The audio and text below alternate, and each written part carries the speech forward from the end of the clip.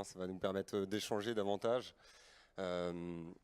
Si on peut déclencher la présentation, ça sera l'idéal. Aujourd'hui, ce que j'ai envie de faire, c'est de vous fournir des conseils. Donc, comme le titre de la conférence l'indique, c'est comment devenir e-commerçant. Je ne sais pas s'il y a des commerçants dans la salle. Des commerçants, des entreprises traditionnelles qui ne sont pas encore sur le e-commerce. Est-ce que vous pouvez lever la main? Ok, très bien. Beaucoup de curieux alors? L'objectif, c'est de vous donner des clés, comment basculer sur le digital. Généralement, on se dit, ok, comment créer un site e-commerce? Ça semble complexe. Est-ce que j'ai les compétences pour le faire? Combien de personnes il faut recruter? Et les gens ne perçoivent pas forcément qu'il y a une étape progressive. Il y a vraiment une progression dans la manière de mettre en place son business en ligne. Et du coup, c'est ce que je vais vous présenter aujourd'hui.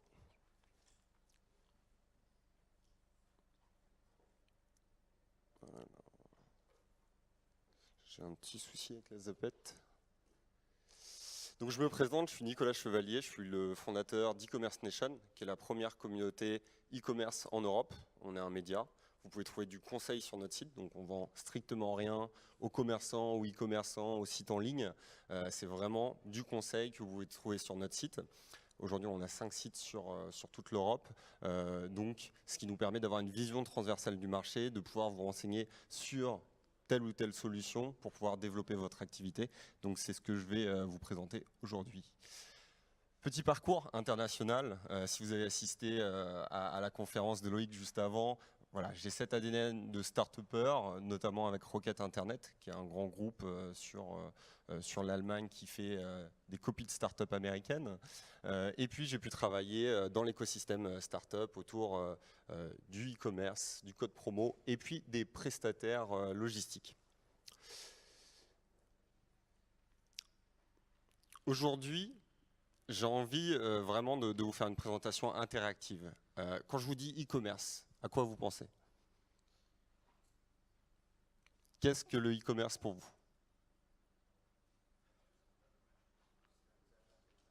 Comment? Achat sur Internet? Quel type d'achat? B2C essentiellement? Donc là, vous soulignez deux dimensions qui sont vraiment centrales. Donc faire des achats, comme tu l'as dit, il n'y a pas forcément besoin d'un objet physique. C'est-à-dire que le e-commerce, ça peut être aussi bien la SNCF, ça peut être vraiment très large, donc pour votre business, pour vendre en ligne. Et puis l'aspect B2B qui se développe énormément. Aujourd'hui, les entreprises commencent à aller sur cette logique-là. Pourquoi? Parce qu'il y a des technologies aussi qui s'orientent dans ce sens-là. Et aujourd'hui, le e-commerce, il est présent dans notre quotidien. On n'a plus l'impression d'acheter. Le commerce a évolué, il y a moins de friction et les technologies nous aident plus facilement à se développer. Et aujourd'hui, la problématique, c'est de se dire, ok, j'ai une entreprise, je veux aller sur le e-commerce, et quand je dis e-commerce, je pense tout de suite à un site e-commerce. Alors qu'aujourd'hui, c'est plus du tout le cas. Aujourd'hui, on peut vendre facilement sur Le Bon Coin, sur Facebook. Il y a des plateformes qui nous permettent facilement de faire de l'achat et sans avoir de compétences techniques, c'est possible aujourd'hui de vendre, de développer son chiffre d'affaires en tant que particulier ou en tant que professionnel. La problématique, c'est de se dire, très bien, j'ai mon entreprise, j'ai des produits, je souhaite les vendre, mais comment je fais pour m'aligner sur des acteurs du type Amazon ou de grosses machines qui ont certains standards? Pourquoi? Parce qu'en tant qu'utilisateur, on ne veut plus attendre pour recevoir nos produits. Il y a des rythmes de livraison, il faut qu'on arrive à tenir le rythme par rapport à ça. On veut une expérience qui soit fluide, on veut un service client qui soit réactif. Donc quand on est une petite entreprise, on se dit, ok, il faut que je me lance sur le e-commerce. Déjà, il faut que j'appréhende ce marché-là. Et en plus, il faut que je réponde de la même manière aux attentes des utilisateurs. Et ça, c'est une problématique qui fait peur. C'est-à-dire que sur de nombreuses entreprises, on se dit, ok, comment je vais pouvoir faire face si je ne fournis pas une qualité de service similaire que Amazon ou que les gros e-commerçants aujourd'hui.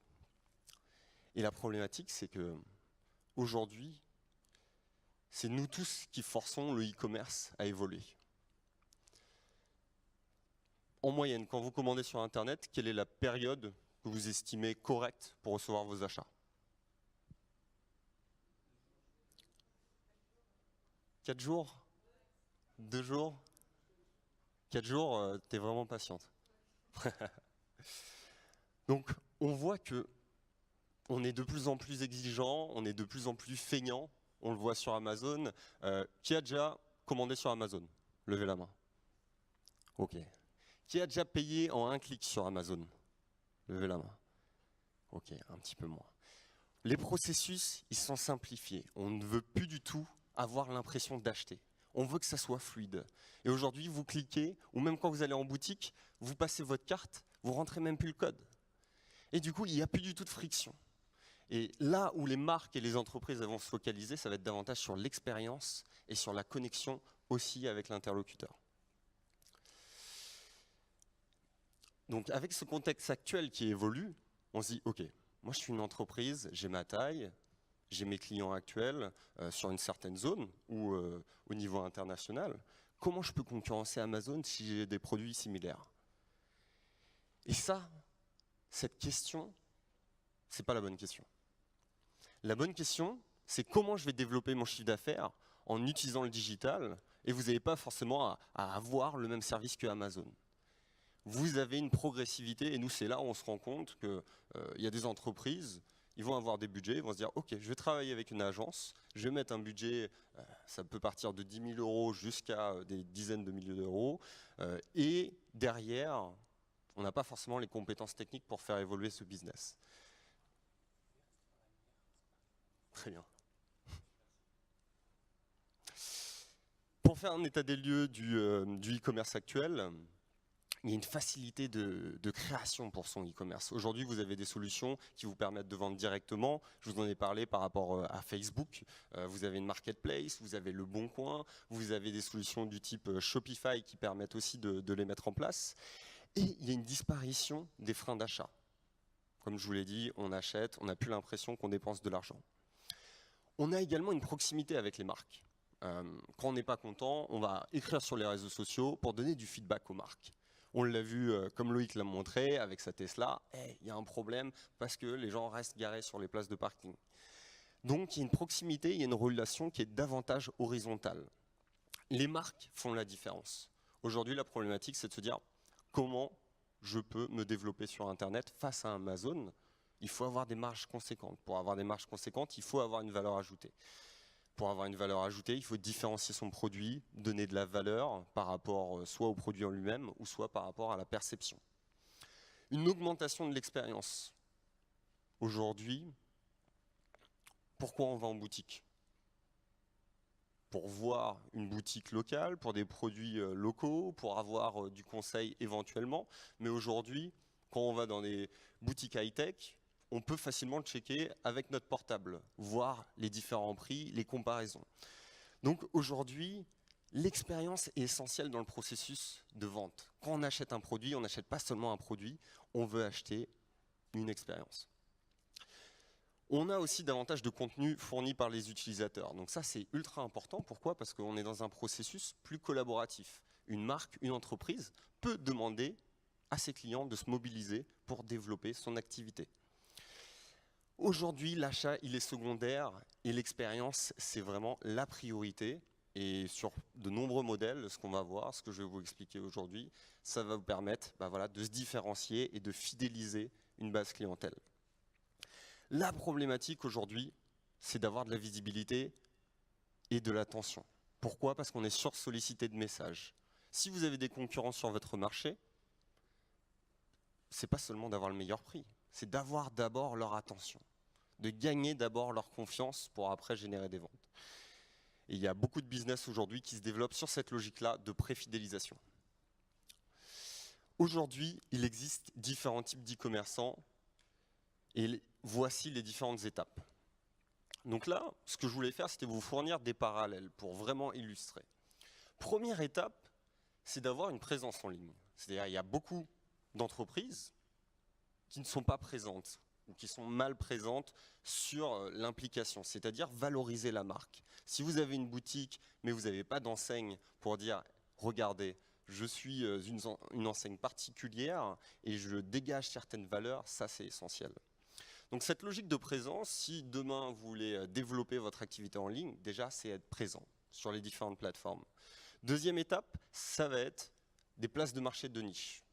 Avant d'attaquer et de créer un site e-commerce, déjà c'est peut dire de tester le besoin sur certaines interfaces. Donc ça peut être des places de marché au niveau local ou spécialisées. Troisième étape, ça va être les places de marché nationales. Avant de faire des investissements, de créer des sites, vous pouvez très bien tester certains de vos produits sur des places de marché qui ont déjà une acquisition conséquente et un nombre de visiteurs très élevé. L'autre étape, c'est d'avoir un site, c'est de développer aussi tout son catalogue pour fournir davantage d'informations. La cinquième étape, éventuellement, c'est d'avoir une interface simplifiée pour permettre le processus de vente. Et en sixième étape, il y a le site e-commerce.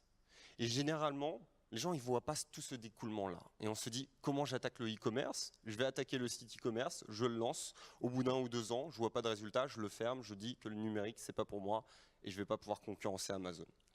Donc sur votre réflexion, après cette conférence, j'aimerais vraiment que vous vous posiez la question de se dire, OK, à quelle étape je suis et comment je peux développer ma stratégie? Je ne veux pas dire que cette étape, elles sont incontournables, mais c'est des pistes de réflexion pour tendre vers le e-commerce. Et la septième, certaines boutiques sont matures, font des ventes en ligne et ont un système qui va opérer entre les boutiques physiques et le site en ligne. Donc là derrière, je vais vous donner des outils. Le premier outil pour le présentiel en ligne, vous avez plusieurs solutions. Il y en a une qui s'appelle Partout ou Smart Traffic pour permettre de gérer toute votre présence en ligne sur les différentes plateformes. Parce que vous pouvez me dire, OK, pour être présent sur Facebook, sur Google Maps, sur différentes plateformes spécialisées, si vous êtes sur la restauration, sur l'industrie ou autre, vous avez aujourd'hui des outils qui vous permettent de gérer ça. La première étape, c'est bien sûr de s'enregistrer sur les plateformes, de compléter les descriptions, les fiches, et puis après de stimuler les avis clients. Pourquoi? Pour donner des références davantage. Donc là, on le voit sur certains business, même sur de la restauration, des bars ou autres, ça fait la différence. Ça fait la différence et ça vous permet de vous distinguer. Pourquoi? Parce que vous avez Google qui va vous favoriser par rapport à votre proximité ou par rapport à l'aspect local. Gérer son réputation, ça aussi, c'est un aspect qui vous permet de générer davantage de ventes. Si vous faites ça, c'est ce qui vous permet d'amener du trafic en boutique. C'est déjà un premier aspect qui va travailler sur votre chiffre d'affaires et préparer le terrain pour l'aspect e-commerce. Deuxième étape, moi c'est ce que je conseille à beaucoup de business, ils se disent OK, j'ai un produit, j'ai une bonne marque qui se développe bien, je pense au e-commerce. Si votre produit est spécifique, testez des places de marché. Des places de marché spécifiques. Si vous avez un produit régional, vous pouvez tester des places de marché locales. Donc moi je suis basé en Normandie et du coup il y a plein de places de marché qui vont être sur des produits locaux par exemple. Sur l'aspect B2B, vous avez aussi des verticales. Donc vous pouvez très bien cibler des verticales qui vont vous permettre de toucher une audience et des clients qui sont déjà présents et en attente de votre produit. Donc ça pour moi c'est les premières étapes qui vont vous donner du feedback. C'est-à-dire, avant de faire des études de marché ou autre, vous pouvez tester ça, vous avez un investissement qui est limité et vous allez avoir des retours. Place de marché nationale, donc c'est l'étape d'après. Si vous êtes confiant, l'idée c'est pas d'injecter tous vos produits, mais d'en injecter quelques-uns où vous pensez que vous avez une valeur ajoutée sur le marché pour voir le potentiel de développement. Et même au niveau international. Donc, l'objectif pour un site e-commerce, c'est d'avoir une marque, d'avoir des produits qui ont une certaine valeur, et par rapport à ça, vous pourrez le diffuser sur les différentes plateformes. Quatrième aspect, ça va être plus sur site vitrine, catalogue. Ça, on commence déjà à s'orienter davantage vers l'aspect e-commerce, mais vous avez d'autres processus qui sont moins engageants. Si demain vous lancez un produit, vous pouvez avoir un système de précommande sans avoir une interface complète pour le paiement. Donc ça, c'est une étape qui va être progressive pour renseigner de l'information. Interface e-commerce simplifiée, là je vous recommande un outil qui est eProShopping qui vous permet vraiment d'avoir un site qui est créé en un court laps de temps. Donc vous avez des sites un petit peu plus complets du type Shopify ou autre, mais si vous ne voulez pas vous embêter avec l'aspect technique, et que vous voulez déjà vendre et développer votre présence, optez pour ce type de logiciels qui vous permettent une efficacité, une rapidité. Site e-commerce, donc là on franchit une étape, c'est-à-dire dès lors que vous dites j'ai un potentiel, ma vente en ligne elle se développe bien ou autre, je peux structurer un site pour développer l'expérience, développer un écosystème et avoir une équipe aussi qui rayonne par rapport à ça ou travailler avec une agence. Donc là vous avez différentes solutions qui sont plus ou moins simples d'intégration. Moi j'ai mis des outils, je pense, qui sont vraiment clés en main. Mais après, vous pouvez toujours travailler avec des agences pour développer ces sites-là.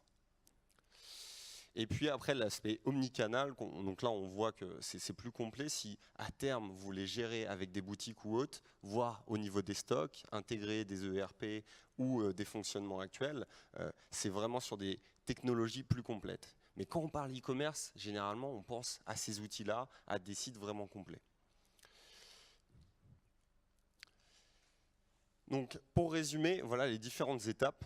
Si demain, vous voulez développer votre activité en ligne, vous pouvez vraiment segmenter ces différents éléments et de se dire, OK, comment vous pouvez avancer sur l'aspect e-commerce sans dépenser trop d'argent. Donc là, vous retrouvez des outils. Je vous renseigne. Après, vous pouvez me questionner sur des outils particuliers si vous avez besoin et au pire, me contacter via le Twitter. Vous pouvez me poser des questions par rapport à ça. Aujourd'hui, le job, il n'est plus de vendre, mais d'engager. Aujourd'hui, on le voit sur des bars, par exemple. C'est-à-dire comment un bar, au niveau local, peut se distinguer, c'est en créant une expérience et un lien avec les gens. C'est-à-dire organiser de l'événementiel, faire des karaokés. Le job est en train d'évoluer. Pareil pour les magasins physiques, pareil pour les industries. Aujourd'hui, c'est de se dire comment je peux intégrer davantage mes clients, les gens qui sont intéressés par mes produits, dans mon processus. Et ça, c'est clé dans le e-commerce, pour le comprendre. On va revenir un petit peu en arrière, c'est passé un petit peu vite. Il n'y a plus de suspense après.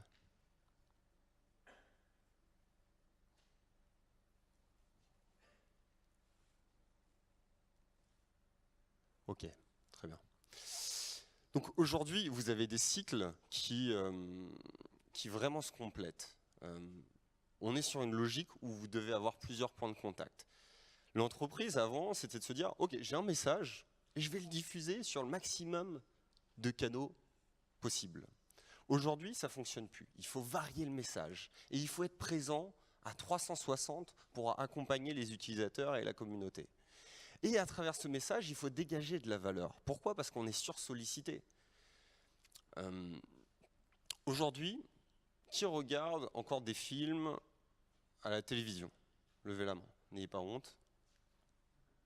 Ok, d'accord. Aujourd'hui, qui écoute encore la radio dans sa voiture? Ok. Qui écoute la pub à la radio? Ok. Pourquoi? Parce qu'on ne veut plus être interrompu. Aujourd'hui, la publicité comme on la connaissait va cesser d'exister. Les médias actuels, ils ont du mal à se renouveler, ils essayent de faire de la publicité qui interrompt l'attention, c'est plus ce qu'on veut. On veut des messages qui soient contextuels, c'est-à-dire à quel moment et quels sont mes besoins, et il faut qu'ils soient adaptés par rapport à ça. Mais je ne veux pas qu'on m'interrompe durant une activité. Donc ça, c'est ultra important. Pourquoi? Parce que vous, si vous voulez développer votre activité en ligne, vendre davantage, il faut d'abord répondre à des besoins.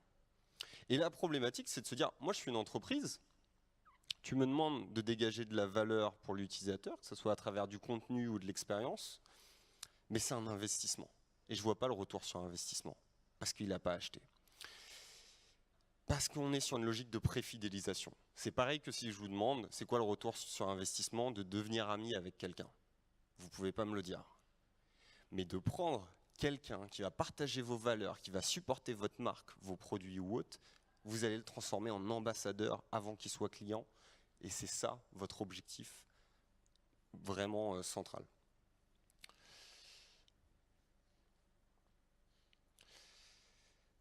Aujourd'hui, c'est la vision que je défends pour mon entreprise. Aujourd'hui, nous, on est 15. On a créé vraiment un média au niveau national et international. Premier aspect, c'est de construire une marque avec des valeurs pour qu'on puisse communiquer avec les gens. Où on montre de l'authenticité, on montre nos identités, et ça c'est important. Et aujourd'hui, vous êtes tous là, vous avez tous votre propre histoire, et l'histoire de votre entreprise. Ça c'est important de le mettre en avant et de construire une marque et de valoriser cette image-là. Pourquoi? Parce que pour concurrencer des produits qui peuvent être chinois, qui peuvent être sur Amazon ou autre, eh ben, vous avez une identité. Vous avez des exemples, par exemple le slip français l'a très bien fait, c'est-à-dire valoriser le Made in France, et puis après d'avoir une image décalée qui communique aux gens. Et je prends souvent cet exemple-là, ils ont fait une campagne sur Paris de pub pour la fête des pères, et les gens prenaient la pub en photo.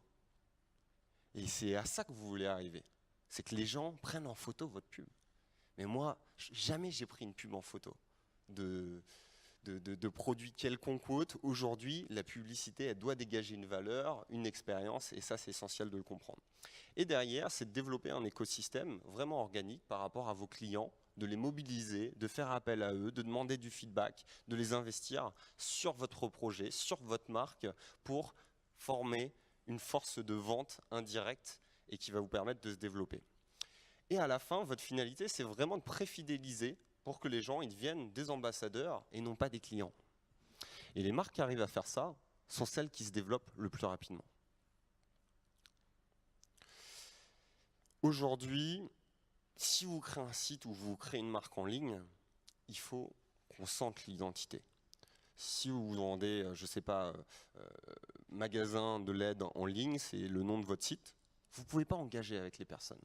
Vous avez besoin d'une identité forte qui dégage quelque chose et dont les gens se souviennent de votre structure. Donc derrière, de raconter une histoire, d'avoir une authenticité, comme je vous l'ai déjà dit.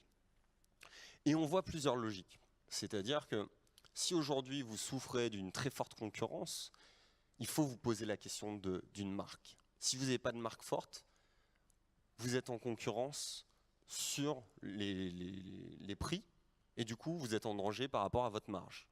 Et à un moment ou l'autre, vous serez face à une concurrence.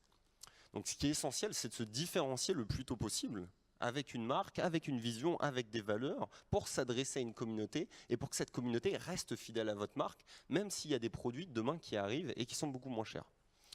Donc ça, pour moi, c'est le premier palier pour développer un business qui est vraiment rentable sur Internet. Un autre aspect, ça va être la logique communautaire, c'est-à-dire quelle place ont vos clients dans votre quotidien. Si vous pensez que vous avez une relation descendante, très hiérarchique par rapport à vos clients, vous n'êtes pas dans la bonne direction. Il faut accorder une place centrale à vos clients dans le processus pour avoir du feedback, pour avoir une communication beaucoup plus impactante et plus authentique. Mais aujourd'hui, on s'oriente vers des entreprises qui sont davantage collaboratives. Ça, c'est important de le comprendre et qui s'ouvrent davantage à l'extérieur. Donc, je vous ai mis quelques références. Le slip français, c'est ce qu'ils ont fait. Iron aussi, sur les produits running, où ils vont avoir une communauté qui est ultra dense, qui vont créer des challenges, qui vont créer vraiment de l'expérience autour d'une marque et qui vont s'adresser aussi au niveau de la passion. Avant, on était sur de l'acquisition. Maintenant, on est sur de la préfidélisation. Pourquoi? Parce que le taux d'acquisition, il est ultra cher. Vous avez un business, vous payez énormément de pubs, que ce soit sur Google, sur les réseaux sociaux ou autres. Et si la personne achète une seule fois chez vous, c'est du gaspillage. Ce qu'il faut, c'est la fidéliser et même la préfidéliser. Ce que vous voulez, c'est que ces personnes aient un lien avec votre marque, partagent vos contenus, développent votre activité pour vous. On a ce cercle vertueux où l'engagement est vraiment la clé et cet engagement va finir un moment ou l'autre par de la conversion.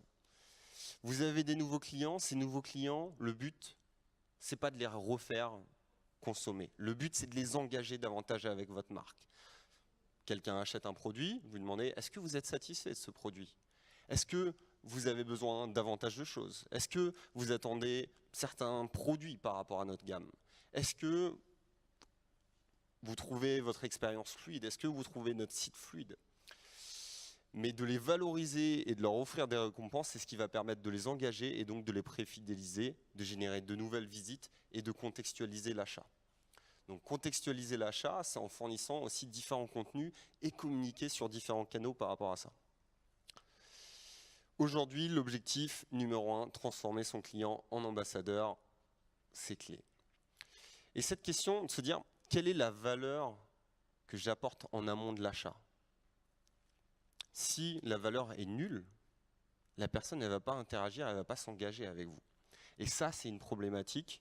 Aujourd'hui, vous êtes des entreprises, vous êtes obligés de devenir des médias.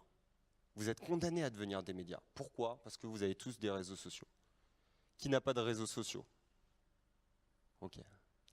Tout le monde est sur les réseaux sociaux, donc si vous êtes sur les réseaux sociaux, ça veut dire que vous devez produire du contenu et développer une présence par rapport à ça. La problématique, c'est la création de contenu parce que ça coûte cher.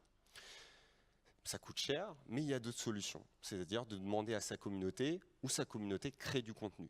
Sur l'aspect B2B, ça peut être totalement possible, aussi avec d'autres médias, de travailler avec d'autres partenaires et donc de coproduire du contenu. Il y a des logiques qui sont nouvelles et du coup, c'est l'ouverture des frontières de l'entreprise. Donc là, je vous ai mis un exemple plus pratique, vraiment pour que vous vous rendez compte du type de processus qui vont dégager davantage de valeur. Par exemple, sur la relation client, donc là j'ai pris B2C, mais on peut le faire aussi sur le B2B. Première étape, par exemple, je produis du contenu.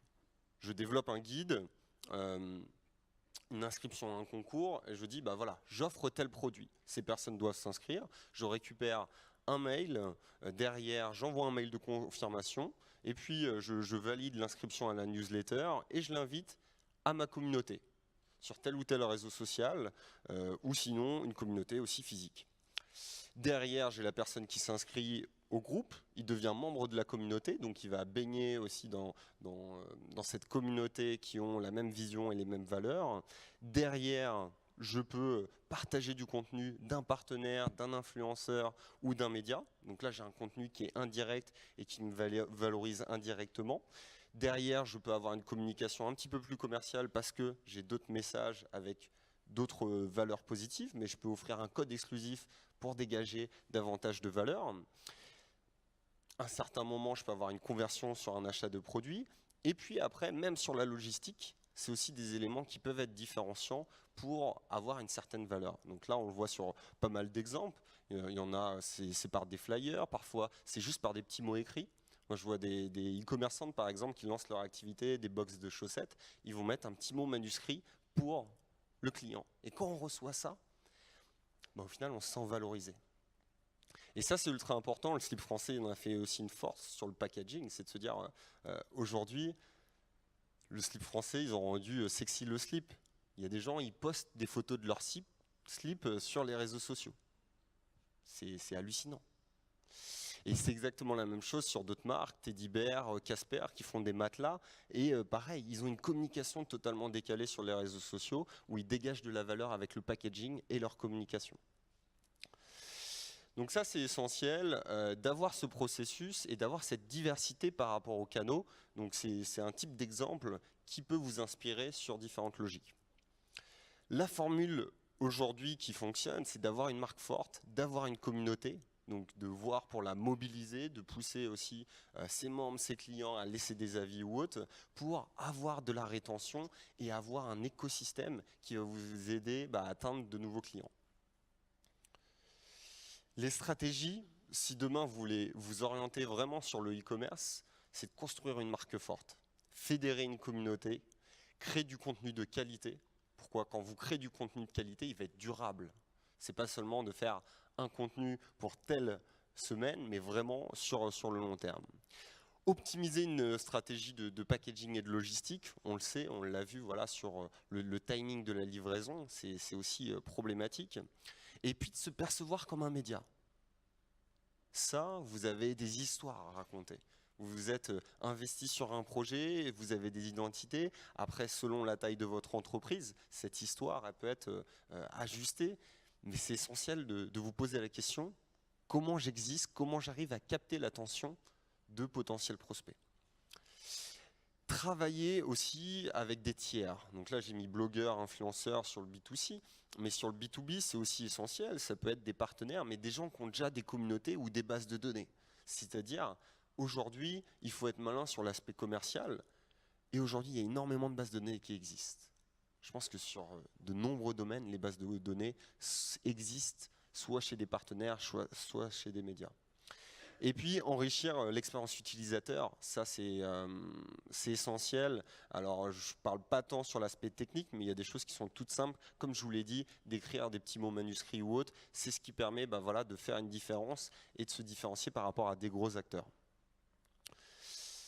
Ce schéma, alors il est très basique, mais j'aime vraiment comment ça représente la chose. Pourquoi? Parce que le e-commerce, il a totalement évolué. Je pense qu'aujourd'hui, le commerce est totalement différent.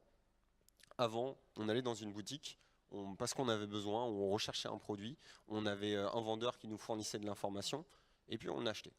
Donc, relation très hiérarchique. Voilà, on est là et on est dépositaire de cette demande. Aujourd'hui, je vais dans un magasin, je sors mon portable, je compare. Et j'ai déjà vu plein d'avis clients, j'ai vu des vidéos, j'ai vu des analyses du produit ou autre, mais j'en sais davantage que le vendeur parfois. Donc le rapport de force a totalement changé. Donc on est sur une relation qui est plus horizontale et vous avez tout un écosystème. C'est-à-dire que derrière, quand vous allez acheter en ligne, vous allez vous renseigner sur l'écosystème. Et c'est plus juste une relation d'une personne à un site internet et je fais l'achat, mais c'est une relation d'une personne à une communauté où je vais prendre différentes informations pour après faire un achat. Et derrière, la relation, elle n'est pas finie. Pourquoi? Parce que si je ne suis pas satisfait du produit ou que je trouve mieux ailleurs ou autre, je vais donner du retour. Et si je suis satisfait, je peux me transformer en ambassadeur. Et là, il y a des mécaniques aussi qui sont à activer. Donc voilà, pour résumer sur les différentes étapes, je pense que c'est vraiment important, c'est nous le travail qu'on essaye de faire, de clarifier là-dessus, pour pas que vous posiez la question en disant demain je vais créer un site internet, je vais recruter une personne, et je vois énormément d'entreprises qui lancent des sites e-commerce et qui se disent au bout d'un an ouais ça fonctionne pas et Amazon est face à moi. L'idée c'est plus d'ajuster votre stratégie par rapport à ça, savoir si vous ciblez sur quelques produits, savoir quels canaux vous allez utiliser pour pas que vous refaisiez toute l'acquisition depuis le départ, mais trouver des leviers qui sont déjà viables et de tester, voir vos produits si derrière vous générez du chiffre d'affaires et aussi de la marge. Donc voilà, quelques points clés que aujourd'hui un e-commerçant, c'est pas forcément un site e-commerce. Vous pouvez y aller de manière vraiment graduelle. Aujourd'hui, si vous avez des produits, vous avez une marque, posez-vous la question comment vous êtes perçu aussi par rapport aux autres acteurs. Une marque doit dégager des valeurs et de la valeur. Ça, c'est essentiel. Une marque doit être authentique et incarnée. C'est-à-dire, aujourd'hui, on ne veut plus avoir un rapport froid avec une marque. On veut voir qui il y a derrière. On veut voir qu'est-ce qui la différencie. On veut voir l'histoire qui incarne la marque. Un e-commerce est aujourd'hui communautaire par définition. Moi, je vois énormément de business aujourd'hui qui se créent sur Internet et qui fonctionne via les réseaux sociaux. Avant, c'était le référencement ou le référencement payant. Les gens y mettaient beaucoup d'argent là-dessus, ce qui fonctionne très bien. Mais aujourd'hui, quand on lance des sites e-commerce, on va plus se focaliser sur les réseaux sociaux. N'hésitez pas à tester aussi les outils des réseaux sociaux. Vous avez des outils publicitaires qui vous permettent de cibler précisément voilà, votre cible, vos clients potentiels, et avoir des retours par rapport à ça. Une rétention bien faite permet de l'acquisition. Et ça, c'est essentiel. Et on le voit sur les commerçants. Voilà, en France, on a une grande tradition autour des commerçants. C'est de se dire, si vous traitez bien un client, il va revenir. Sur Internet, c'est exactement la même chose. Mais vu que c'est sur Internet, c'est ultra froid. Donc il faut faire davantage d'efforts pour que cette personne se sente vraiment appréciée et valorisée. Et aujourd'hui, on est aussi sur une logique, un contexte RGPD, les législations qui bougent énormément. Les fans, ça vaut plus que des adresses mail. Des gens qui apprécient vos produits, qui engagent et qui interagissent, c'est beaucoup plus important qu'avoir juste une liste d'adresses mail.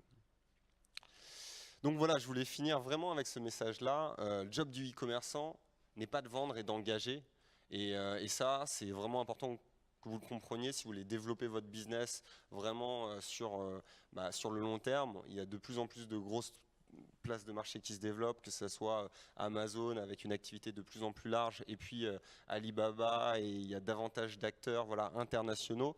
Donc aujourd'hui, c'est valoriser vos points forts, développer votre marque, fidéliser vos clients et transformer-les en ambassadeurs. Et vous ne serez pas seulement votre équipe entreprise, mais vous serez votre entreprise avec vos clients, votre communauté. Merci de votre attention. Si vous voulez, on va pouvoir prendre des questions si vous avez des questions. Sinon, je reste disponible pour échanger.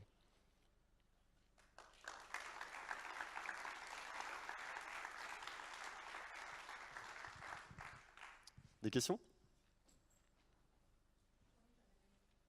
Merci.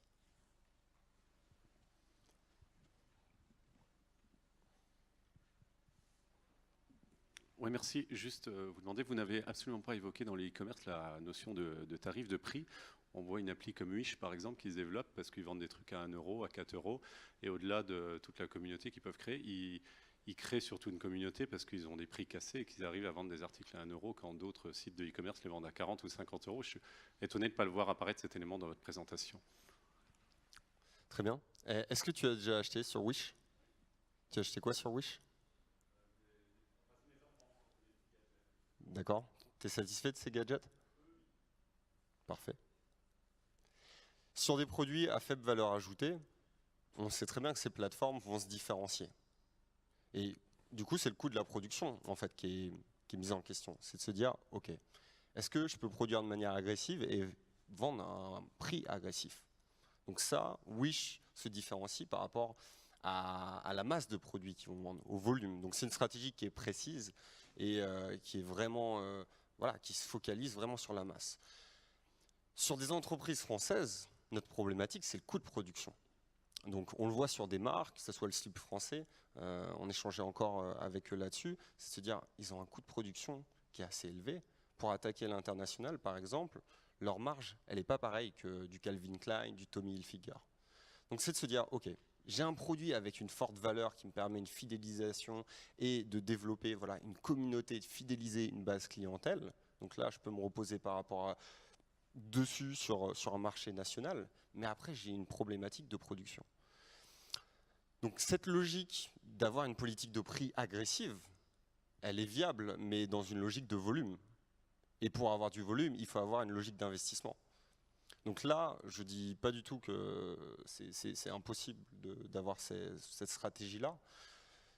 Mes recommandations se portent plus par rapport au contexte actuel sur notre marché en France pour valoriser nos produits et puis pour les valoriser aussi à l'export.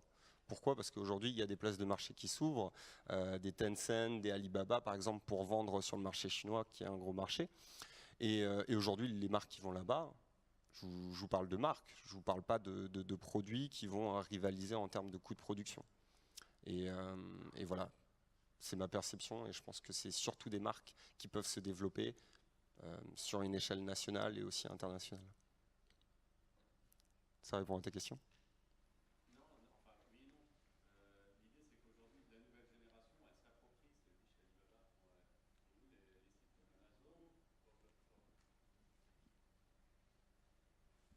Moi, j'ai deux enfants de 16 et 17. Quand je leur parle d'Amazon et machin, tout ça, déjà, on fait vieux et pépé avec ça. Eux, ils sont sur des autres sites, ça va beaucoup plus vite. Donc, Wish, que ce soit Wish ou d'autres, hein, ils sont sur des achats. Ce qui les préoccupe avant tout, c'est le tarif, c'est le prix. Parce que c'est une génération qui a, quand ils sont ados, ils n'ont pas forcément des moyens comme nous on peut avoir quand on est plus engagé dans la vie. Et donc ils sont fidélisés à ce moment-là. Ils n'ont pas forcément la même exigence sur les produits qui arrivent. Et aujourd'hui, ils s'en moquent de savoir si c'est marché national ou international. Eux, pour eux, la Chine, c'est en Moselle, quoi, c'est à côté de chez eux. Donc c'est compliqué pour une entreprise de e-commerce de dire moi je peux concurrencer. Ils ne peuvent plus concurrencer aujourd'hui sur du national. Et ce qui crée leur communauté, la communauté, elle se crée par rapport au prix. Elle ne se crée pas tant par rapport aux valeurs. Enfin, c'est l'impression que j'ai en observant mes enfants et leurs copains. C'est d'abord le prix qui est essentiel avant les valeurs. J'ai plus une perception qui est différente par rapport à ces plateformes où ils vont être plus fidélisés par rapport à l'expérience, par rapport aux plateformes. Tu vas sur Amazon parce qu'il y a tout sur Amazon. Tu as une expérience qui est centralisée. Bien sûr, tu as cette logique de prix où tu dis tu vas trouver au meilleur prix. Mais tu vas sur ces plateformes parce qu'en termes d'habitude, ça te simplifie et tu as des habitudes qui sont centralisées. Après, sur les prix, sur les plateformes, sur les coûts de production, il faut voir après au cas par cas, mais sur les produits, ça va être difficile de s'aligner sur les coûts de production qui sont externes. Donc ça, c'est une réalité. Et aujourd'hui, c'est de se dire, OK, ces interfaces, elles sont ultra intéressantes. Mais en fait, qu'est-ce qui se passe demain? C'est que vous pourrez acheter sur Facebook, sur Instagram. Et en fait, le site e-commerce ou l'expérience, elle ne va plus exister. Donc si demain, Facebook, il y a un module de paiement avec un chatbot ou autre, ça va être le produit. C'est tout. L'interface aura plus forcément de valeur. Et des Amazon et des Wish, c'est intéressant parce qu'il y a énormément de produits à faible prix. Mais du coup, l'utilisation, l'interface, ça se trouve, sera déportée sur d'autres plateformes. Et Wish, alors c'est une très belle plateforme, ils ont une communication qui est ultra agressive, qui est très marketée ou autre.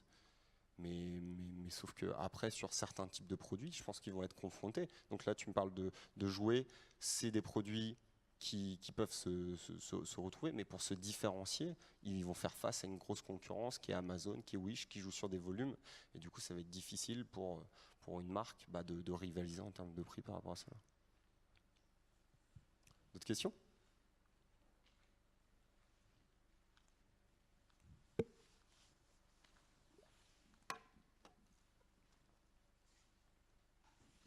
Merci. Oui, peut-être pour faire le lien entre les deux, c'est que je pense que les plateformes ont leur propre image et leur propre storytelling. Donc en fait, quand on achète sur Wish, on fait partie d'une communauté dans laquelle on se reconnaît de la même manière qu'une marque, et on achète du pas cher, comme quand on achète chez Amazon, on achète parce qu'on peut tout y trouver, et puis peut-être parce que Amazon Prime va aider l'expérience de la livraison. Je voulais vous interroger sur justement cette dimension de la génération de la marque et quel rapport vous faites avec les Google AdWords ou enfin tous les systèmes qui peuvent aujourd'hui exister de type SEM. Alors, aujourd'hui, tous les systèmes qui existent autour pour la valorisation de la marque, ils ont la même utilisation. Une entreprise se dit, OK, j'ai des leviers pour faire de la pub, donc je vais faire de la pub par rapport à ça. Et ça, c'est la problématique. C'est-à-dire que ce qu'il faut, c'est plus de travailler l'angle et le contact. C'est-à-dire, si je fais une pub, moi je vois certains e-commerçants, ils vont pas se dire, OK, je fais de la pub ultra commerciale partout en disant, j'offre 50% de réduction sur mes produits ou autres. Je vais être dans une logique qui va être, par exemple, je vais lancer un concours et je vais le sponsoriser. Ou je vais faire du Google Ads, mais peut-être sur une optique un petit peu plus large par rapport à mon tunnel d'acquisition, par rapport à des livres blancs, par rapport à des contenus, ou par rapport à des vidéos YouTube que je vais promouvoir avec de la pub de manière ultra agressive. Pourquoi? Parce que je vais être sur une logique plus de notoriété, d'acquérir vachement de flux, et puis après avoir de la rétention. Si je fais une vidéo ou un livre blanc, et à la fin je dis téléchargez notre guide spécial en entrant votre adresse mail, j'ai une porte d'entrée. Et cette porte d'entrée permet de développer un potentiel de base client qu'on va rengager pour le rapprocher au fur et à mesure vers l'acte de conversion.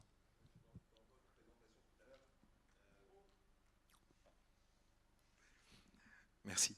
Dans votre présentation tout à l'heure, vous laissiez entendre que cela se faisait par capillarité, par proximité et simplement par la mise en œuvre d'un récit. Effectivement, ça existe, c'est ce qui crée un discours, mais il faut aussi y adjoindre des moyens supplémentaires, des moyens financiers directement et de la publicité au sens presque le plus classique qui soit pour faire connaître cette histoire. Oui, ou une très bonne connaissance des plateformes. Donc, moi, je bossais donc sur l'aspect B2B, par exemple, sur une plateforme logistique. Donc, comment on fait pour faire du storytelling sur un entrepôt logistique ? C'est contradictoire. Mais derrière, c'est de valoriser l'entrepreneur, c'est de valoriser les équipes ou autres. Et puis après, en termes de budget, on se dit, OK, on n'a pas de budget. Mais aujourd'hui, vous avez tous un smartphone. la qualité vidéo, elle est ultra importante.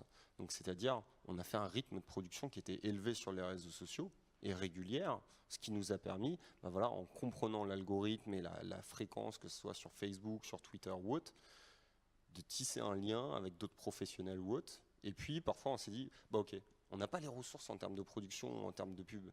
Mais du coup, on va contacter des partenaires qui vont être sur les mêmes logiques que nous et on va produire du contenu ensemble. Et du coup, en fait, le budget est un frein quand on ne se tient qu'au budget. Mais quand on veut trouver d'autres solutions et qu'on trouve des partenaires qui ont des intérêts aussi mutuels, en fait, on peut se développer à moindre coût. D'autres questions ? Alors, bonjour. Merci beaucoup pour votre présentation qui était vraiment très bien. J'ai une question. Je suis chef d'entreprise dans le domaine de la formation professionnelle d'adultes. J'ai créé mon entreprise récemment. Et vous parlez de publicité, connaître l'histoire de la société. Vous parlez de nouveaux clients. Vous parlez de générer de nouvelles visites. Moi, je suis en train de m'arracher un peu les cheveux à me dire, parce que je fais de la pub sur la télé, je fais de la pub là, peut-être sur la radio, j'ai LinkedIn, Viadeo, etc. Mais on me dit, ouais, mais t'es pas sur Facebook. Ok.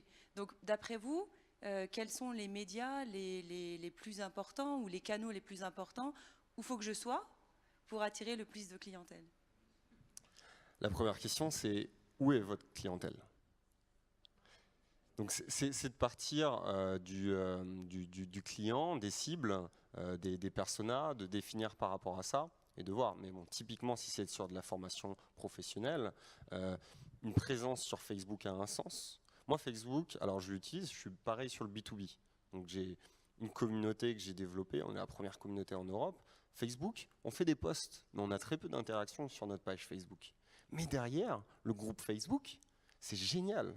Pourquoi? Parce que les gens ils peuvent se retrouver dessus, ils ont une plateforme qui est centralisée. Et là, il y a énormément de professionnels qui échangent sur ce groupe.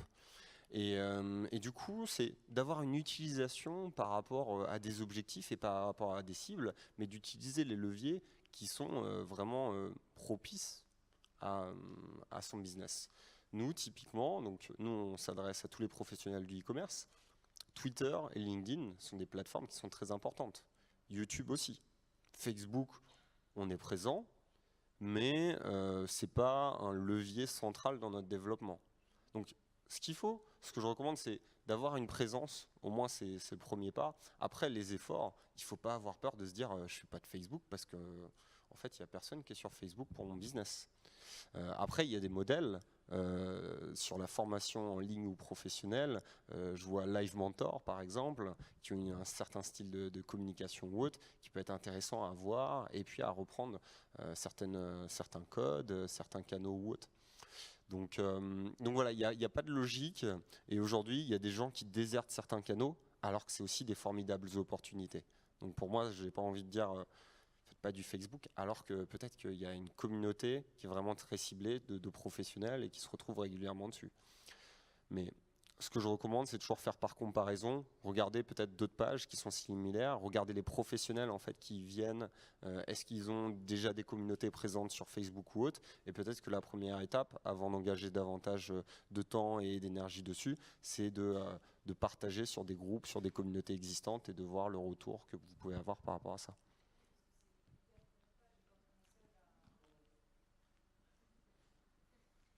Les médias sociaux, c'est vraiment très chronophage et quand on est seul à tout gérer, être à la fois sur LinkedIn, Facebook, Twitter, et il faut que j'avance aussi sur mes formations et puis voilà. Mais je vous remercie beaucoup pour votre réponse qui est Petit indice, sur les formations en ligne, il y a beaucoup de business qui font, c'est qu'ils mobilisent les anciens élèves des formations en ligne. Et du coup, il peut avoir une logique de se dire, voilà, tu peux devenir ambassadeur et encadrer des nouveaux qui arrivent ou autres, et donc animer un groupe ou autre. Je sais qu'il y a beaucoup de groupes qui va dans cette direction-là. Nous, on commence aussi à faire de la formation en ligne. Mais du coup, cette logique communautaire peut être une source de mobiliser davantage les gens, de les récompenser par rapport à d'autres formations ou autres éventuellement, et puis de dégager un petit peu plus de temps sur la partie gestion ou autre.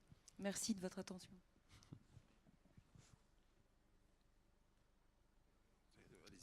D'autres questions ?